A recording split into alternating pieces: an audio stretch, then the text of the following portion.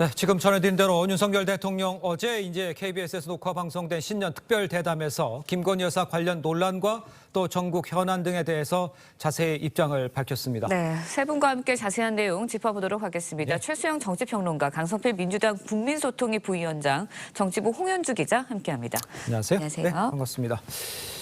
자, 먼저 이번 대담이요. 기자회견 형식이 아니라 이제 특정 방송사와 사전에 녹화 형식으로 진행된 것을 놓고 야당에서 비판이 계속 나오고 있죠. 먼저 홍 기자, 어떤 배경이 있었는지를 좀 직접 좀 설명을 좀 해주세요.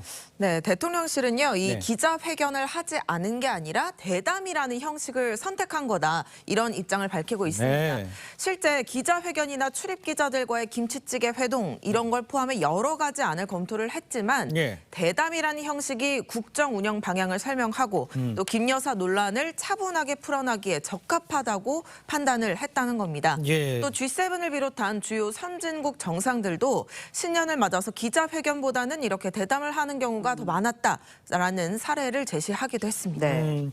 그런데 이제 많은 사람들이 뭐 직접 뭐 대통령실을 출입하니까 잘 알 거 아니에요. 근데 이번이 사전에 이제 녹화가 된 다음에 이제 편집 이야기도 나오고 있는데 거기에 대해서 뭐 사전 조율 가능성 이런 거에 대한 이야기도 좀 나오고 있는데 어떻습니까? 네, 먼저 이번 녹화 방식을 보면은 먼저 1시간 정도 대통령실 네. 내부를 대통령이 설명하고 네. 이어서 대담을 2시간 정도 진행하는 형식으로 이루어졌습니다. 예. 이거를 1시간 40분 방송으로 편집을 한 건데 어제 방송을 보셨듯이 윤 대통령 손에 종이 한 장 없었죠. 또 그렇습니다. 테이블에는 질문을 하는 앵커의 질문지만 놓여 있었습니다. 예. 그러니까 프롬프트 없이 윤 대통령이 질문에 즉답하는 내용 확인할 수 있었지만 그럼에도 기자회견과 비교하면 좀 국민들이 대통령에게 묻고 싶은 질문이 부족했고 또 그에 대한 대통령 답변을 들을 기회가 또 부족했다라는 지적도 있는 게 사실입니다. 약속 대담이라는 비판을 의식해서라도 네. 보다 적극적인 문답이 오갔어야 한다는 겁니다. 그럼 네, 윤 대통령 이번 대담에서 김건희 여사 논란과 관련해서 처음으로 입장을 밝혔습니다. 예. 직접 들어보고 이야기 이어가겠습니다. 자꾸 오겠다고 하고 해서 그거를 매정하게 좀 끊지 못한 것이 어떤 문제라면 문제고 좀 아쉽지 않았나 생각이 되는데 저라면은 조금 더 좀 단호하게 대했을 텐데 제 아내 입장에서는 뭐 그런 여러 가지 상황 때문에 물리치기 어렵지 않았나 생각이 되고 선거를 앞둔 시점에 1년이 지나서 이렇게 이걸 터뜨리는 것 자체가 정치 공작이라고 봐야죠. 그러나 정치 공작이다라고 하는 게 중요한 게 아니고 앞으로는 이런 일이 발생 안 하게 조금 더 분명하게 선을 그어서 이런 그 처신을 하는 게 중요하다는 말씀을 드리고 싶습니다. 이슈 가지고서 네, 부부싸움 하셨어요? 전혀 안 했습니다. 알겠습니까? 네, 정치 공작이라고 뭐 봐야 한다. 김 여사가 매정하게 끊지 못한 게 문제고 아쉬웠던 점이다라고 했습니다.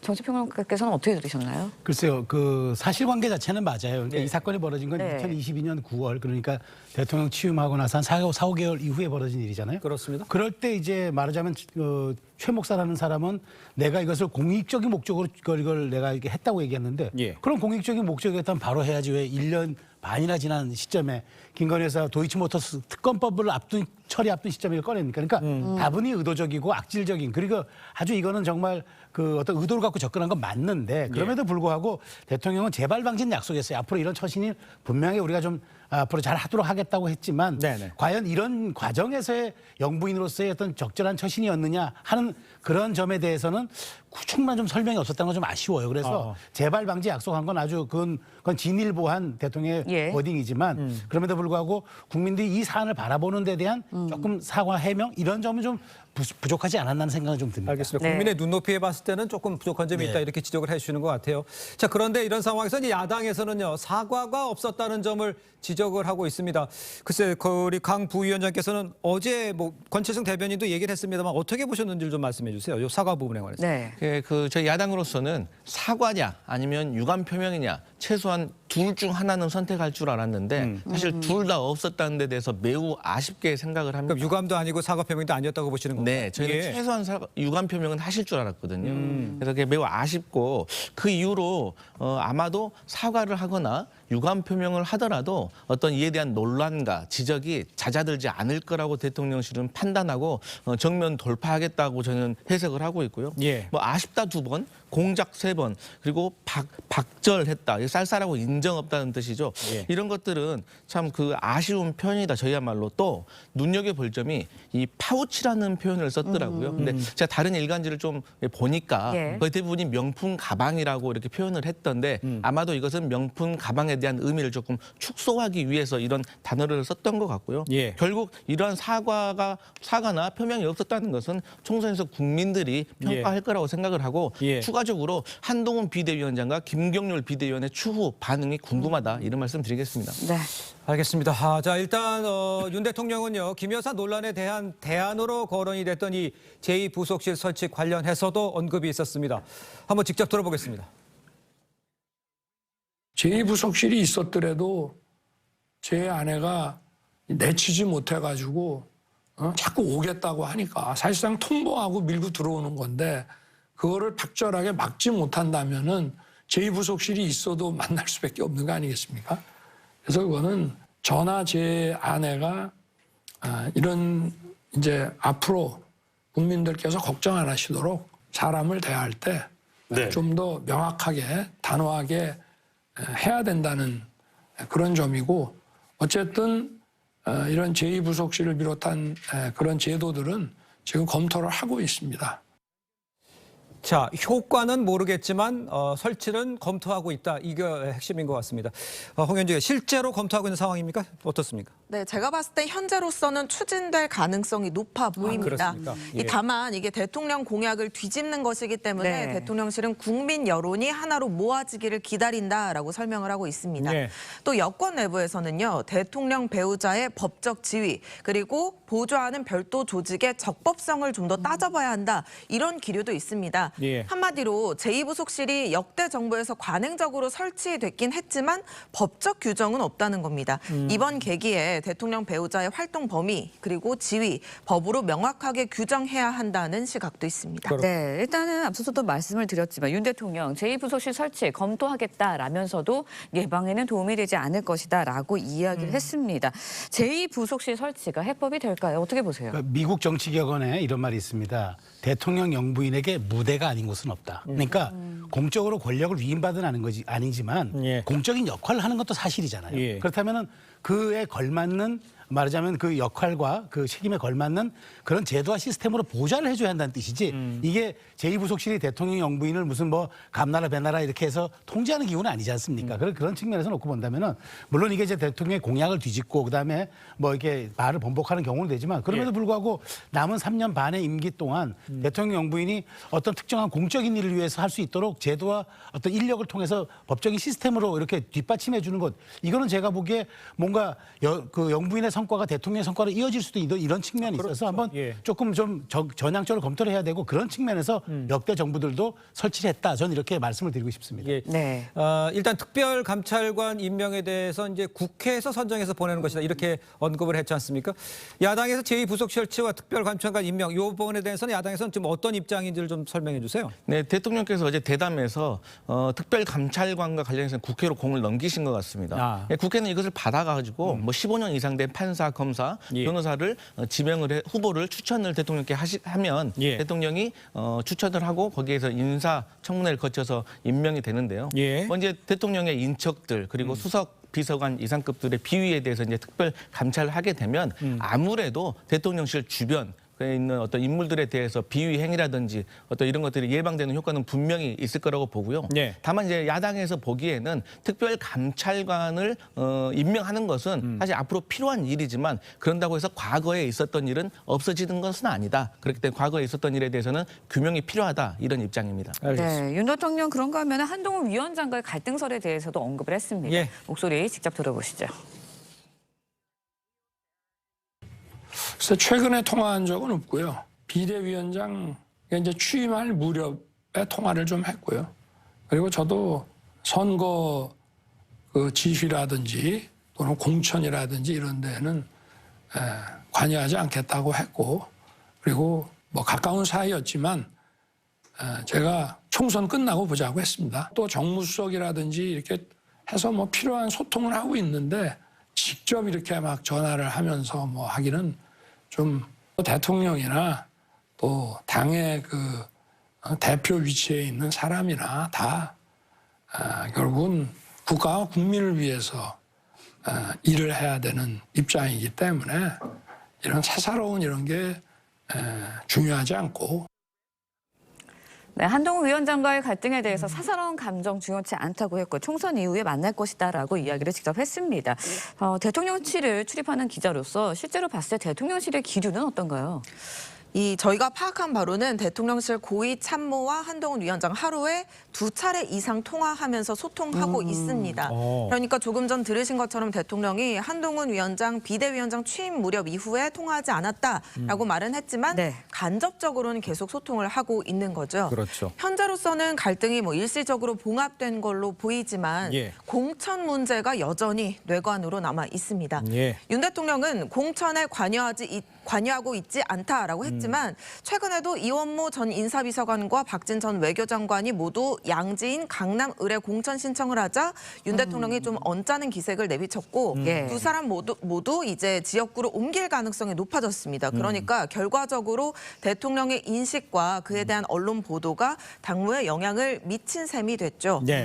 한동훈 위원장은 공천은 당이 하는 거다라는 등 이 주도권을 놓지 않겠다는 의지를 분명히 하고 또 있기 때문에 예. 앞으로도 공천을 둘러싼 윤한 갈등 한 번 더 불거질 가능성은 충분히 있다고 보여집니다. 알겠습니다. 네. 지금 대통령실 안에서의 이하를 홍현지 기자가 지금 정리를 해준 것 같은데 그렇기 때문에 이제 윤 대통령이 한 위원장과의 거리를 두고 있고 또 총선 공천에 관여하지 않겠다는 점을 강조했지만 한동훈 위원장 관련 발언들 이런 내용에 대해서 지금 얘기한 전체 설명에 대해서는 어떻게 평가하십니까? 그러니까 이 원론적인 이야기는 저도 예견된 거라고 봅니다. 그럼 대통령께서 뭐 여기에 대해서 당무 개입하겠다고 얘기하겠습니까? 그러니까 저는 정확하게 이제 원론적인 이야기를 했는데 네. 지금 그러나 대통령의 언급이 얼마큼 예민하냐면은 조금 전에 리포트에서 말씀하신 것처럼 지금 대통령의 한마디가 그 이원모 인사비서관의 네. 자리를 옮기겠다고 영향이 나타나고 있지 않습니까? 그러니까요. 그 권력에서는 그 의도보다는 반응이 중요하고 반응보다는 파장이 중요하다는 말이 있습니다. 대통령의 말 한마디는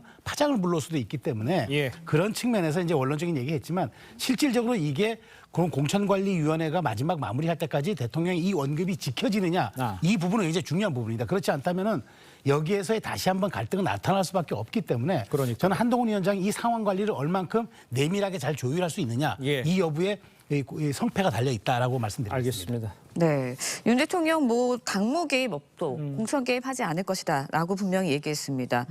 용산 참모 출신들에 대한 후광도 불가능하다고도 했는데 용산 참모 출신들이 이른바 좀 양지만 찾고 있지 않냐 이런 비판도 나오고 있거든요. 여기에 대해서 대통령실 어떻게 받아들이고 있나요? 네, 대통령실 비서관급 이상 참모 13명 가운데 11명이 양지로 꼽히는 지역구에 네. 공천 신청을 했었습니다. 네. 이에 대해서 대통령실 관계자들은 좀 아쉽다라고 입을 모았거든요. 어디에 출마할지는 전적으로 개인의 자유지만 윤 대통령의 국정 철학을 이해하는 참모들이 한 사람이라도 더 좀 험지로 나가서 지역구를 탈환하는데 네. 힘을 모았으면 좋겠다라는 겁니다. 예. 이 한 관계자는 또 윤 대통령의 생각은 시스템 공천 단 하나다라면서 예. 대통령실 특혜는 없다는 생각은 분명하다고 전하기도 했습니다. 알겠습니다. 자, 윤 대통령이 이재명 대표와의 회동 여부에 대해서도 입장을 밝혔습니다. 어떤 이야기를 했는지 한번 들어보도록 하겠습니다. 재판이 진행 중인 것들은 있습니다만은 정치는 정치고 그건 뭐 다른 차원의 문제라고 생각합니다.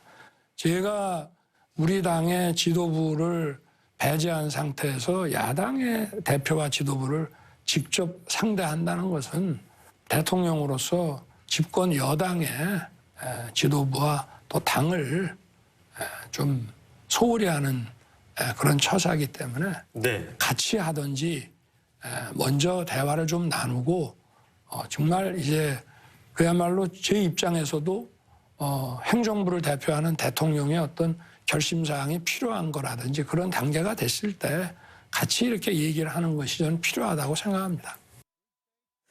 네. 자, 이 대표와의 별도 회동을 갖지 않는 것에 대해서 사법 리스트도 있지만요. 일단 여당 지도부를 배제하고 야당 대표를 만나는 거니까 영수 회담 자체에 대해서 조금 문제가 있다 이렇게 평가를 하고 있는 것 같아요. 야당 입장에서는 어떤 생각을 갖고 계십니까?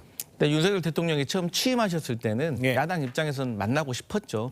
정말 원활한 국정 운영을 동반자로서 함께하고 싶었거든요. 예. 근데 벌써 2년 동안 이게 만남이 불발이 되면서 이제 선거를 앞두고 야당 입장에서도 굳이 만날 필요가 있겠느냐 하는 회의가 있는 건 사실입니다. 예. 그래서 어차피 이렇게 된 거 이제 총선 이후의 결과를 두고 어떻게 될지 볼 것 같은데요. 네. 아마도 요소야대 상황이 벌어지게 된다면 어쩔 네. 수 없이 대통령으로서는 야당의 대표를 만날 수밖에 없을 것이고 그렇게 상황이 몰려서 만나면 사실 그 모습도 보기가 좋지 않을 거라고 생각해서 저희는 매우 아쉽게 생각합니다. 예. 이번엔 최수영 평론가께 좀 여쭤볼게요. 이재명 대표와의 단독 회담에는 여전히 선을 긋고 있거든요. 네. 그렇지만 뭐 야당과의 소통 어떤 방식으로도 좀 이루어져야 되지 않습니까? 어떻게 해결을 해야 할까요? 그렇죠. 그 대통령이 야당과의 소통은 이게 영수회담이라는 거는 사실은 이제 그 역사의 박물관으로 보내야죠. 네. 영수회담은 권위주의 시대 때 정치 체제의 산물이니까. 그런데 어떤 대통령 입장에서는 본인이 원하는 제도나 정책을 국회가 입법하기 전에 어렵잖아요. 그렇기 네. 때문에 저는 이렇게 생각합니다. 그러니까 굳이 대표가 아니더라도 원내대표라든가 상임위원장단 같은 분들과 서로 소통하면서 정부의 입법 방향과 제도의 그런 틀들을 설명하고 도와달라 이렇게 얘기하면서 예. 소통한다 그러면 굳이 당대표를 만나지 않아도 대통령이 행정부의 수반이기 때문에 예. 그러한 그 과정을 통해서 입법의 그 과정들을 좀 그 말하자면 순기능을 정화시키는 건 좀 필요하다고 그런 생각이 듭니다. 알겠습니다. 네. 그런데 이제 그 저 대담 중에 윤 대통령이 그러니까 30%에 갇힌 이 지지율에 대해서 글쎄 뭐 이 정도면 감사한다는 입장도 사실 좀 있었어요. 그렇지만 지지율 반등이 좀 있어야 될 상황인 것만은 맞아 보이는데 어떤 대책들이 있을 수 있을까요? 그렇습니다. 대통령 중심제하에서 국정 지지율만큼 대통령은 일을 하는 겁니다. 네네. 그렇기 때문에 중요한데요. 저는 이게 가장 중요한 건 민생 성과라고 봅니다. 아. 지금 현재 뭐 소통이라든가 대통령의 태도 이런 것들도 중요하겠지만 가장 중요한 건 민생의 성과입니다. 예. 이게 체감 지수로 나타나지 못하면 예. 국민들은 지지를 보낼 수가 없겠죠. 그런 측면에서 대통령이 올해 민생을 강조하는 것이 바로 그런 이유이기 때문에 네. 저는 조속한 성과를 어떤 형태로도 내는 것 이게 대통령의 가장 큰 과제라고 봅니다. 네, 일단 뭐 대담은 공개가 됐습니다. 하지만 신년 기자회견 없이 대담으로 현안에 대한 입장 밝힌 거 여기에 대한 아쉬움, 지적들은 민주당 쪽에서 계속해서 나오고 있거든요. 대국민 소통에 있어서 어떤 점들 좀 보완돼야 된다고 보시나요? 네, 대통령의 그 대담을 들으면서 전체적으로 내용은 여러 가지 분야를 다 다루었는데 네. 깊이가 없었다는 생각이 좀 들었고 어디선가 한 번쯤은 다 들어본 듯한 예. 어떤 그런 뉘앙스를 느꼈습니다. 예. 그러니까 대통령실에서는 대담을 선택한 이유로 차분하게 국정 운영에 대해서 깊이 있게 얘기하고 싶다고 했지만 예. 결국 저희가 듣기에는 어떤 깊이가 없는 것에 대해서 매우 아쉬웠고 예. 예를 들어서 뭐 코리아 디스카운트를 얘기하는데 사실 저희로서는 금융 투자 네. 소비세를 철폐하는 것이 과연 내국인에게만 해당되는데 이게 코리아 디스카운트와 어떤 의미가 있는지에 대해서도 궁금하고요. 그래서 예. 전반적으로 조금 매우 아쉬웠지만 그럼에도 불구하고 야당으로서 대통령이 국정 운영을 잘해 주시기를 바란다 이런 말씀 드리겠습니다. 알겠습니다. 네. 자, 지금까지 윤 대통령과의 신년 대담 주요 메시지를 함께 좀 짚어봤고요. 홍현주 기자와는 인사 나누겠습니다. 고맙습니다. 고맙습니다.